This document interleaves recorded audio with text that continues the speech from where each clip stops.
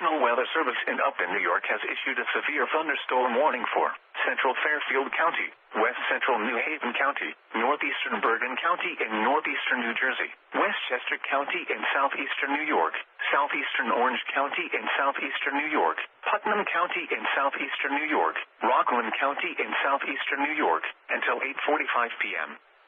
At 7:57 p.m., severe thunderstorms were located along a line extending from near New Windsor to near Vernon Valley, moving east at 70 miles per hour.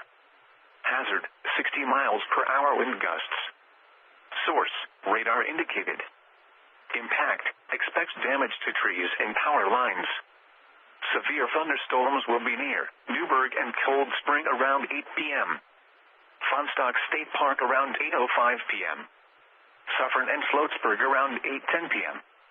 Brewster and Monsey around 8:15 p.m. Haverstraw and Nyack around 8:20 p.m. Danbury and Ossany around 8:25 p.m. Mount Kisco and Newtown around 8:30 p.m. Greenwich and Bedford around 8:35 p.m. For your protection, move to an interior room on the lowest floor of a building.